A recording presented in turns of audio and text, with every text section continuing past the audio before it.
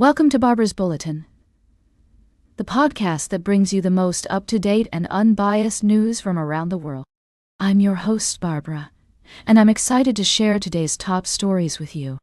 We begin with a story from Russia, where the far eastern region of Sakhalin has achieved a significant milestone in its efforts to reduce carbon emissions. According to Russia's Economic Development Ministry, Sakhalin has become the first region in the country to reach carbon neutrality. This achievement is the result of a climate experiment launched in 2022, which involved major companies committing to reduce greenhouse gas emissions and implementing measures such as carbon quotas, cap-and-trade systems, and expanded use of renewables. The program has reportedly led to a doubling of air quality, a 5-fold reduction in particulate pollution, and a 10-fold decrease in the area affected by forest fires. The region's governor, Valery Lomarenko, has hailed the achievement as a major success, saying that Sakhalin is now a region with clean air, unique wildlife, and a high quality of life. However, some critics have raised concerns about the program's enforcement gaps and scalability. Russia, one of the world's top greenhouse gas emitters, aims to reach carbon neutrality by 2060 and cut emissions by 30% from 1990 levels by 2030. While this achievement is a step in the right direction, it remains to be seen whether other regions will be able to replicate Sakhalin's success. In other news from Russia, we've seen reports of a dormant volcano erupting for the first time in 450 years, as well as major fires in Siberia and the Far East, marking an ominous start to the country's 25 wildfire season. We'll continue to monitor these developments and bring you updates as more information becomes available. We'll also be keeping an eye on the situation in Sakhalin and exploring the implications of its carbon neutrality achievement for other regions and countries around the world. As always, we strive to provide balanced and unbiased reporting, giving you the facts and context you need to stay informed about the issues that matter most.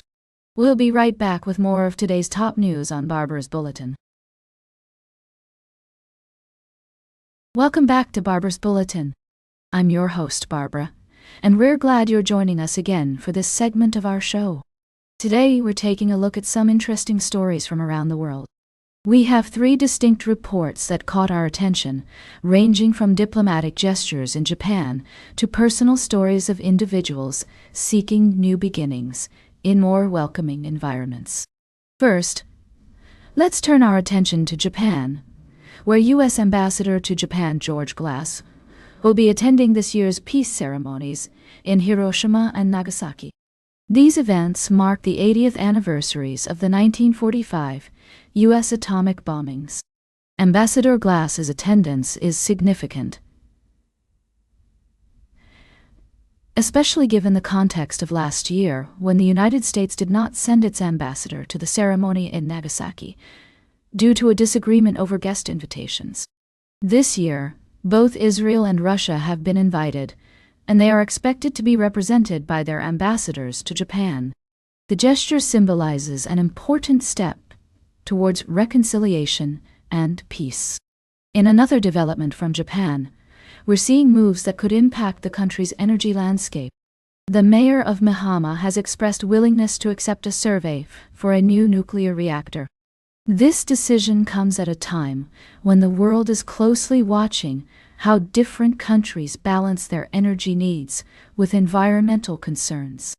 As nations navigate these complex issues, it's crucial to consider both the immediate needs and long-term implications of such decisions.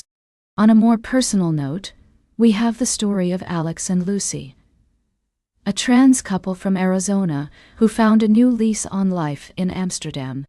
Feeling unsafe in the United States following recent political developments, they made the bold decision to leave their home country in search of a place where they could live freely without fear of discrimination.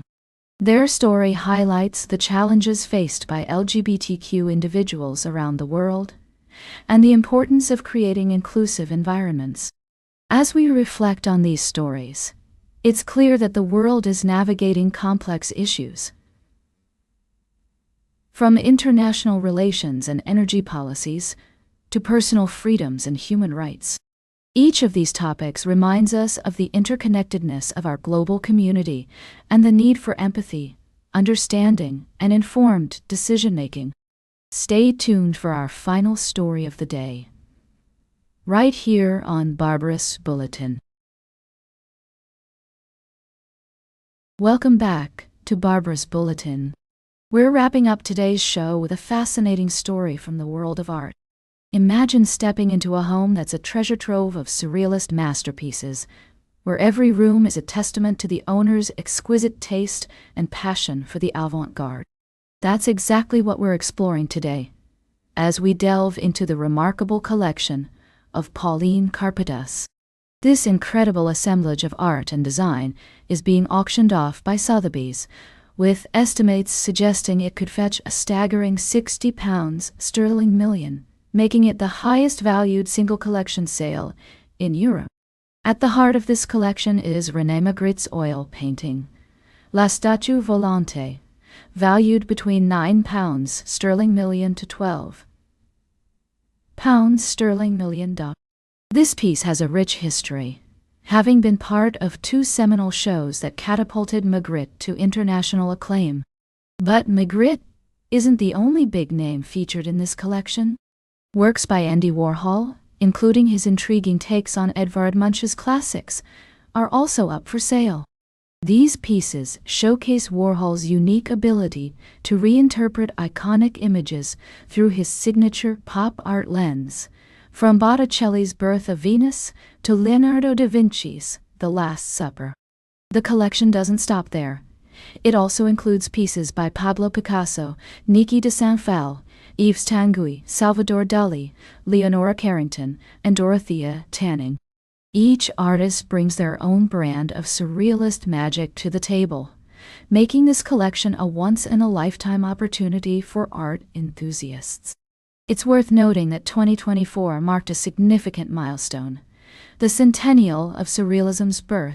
This movement has continued to captivate audiences with its blend of the bizarre and the beautiful. The sale of Magritte's L'Empire des Lumières for $121.2 million by Christie's last year set a new record, underscoring the enduring appeal of surrealist art. As we close this segment of Barbarous Bulletin, it's clear that Pauline Karpedas's collection is not just a gathering of artworks, but a testament to her unique eye and her contribution to the world of surrealism.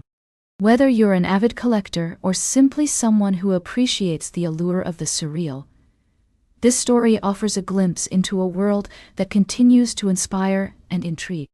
That's all for today's Barbarous Bulletin. Remember to like, share, and subscribe. And until next time, stay engaged.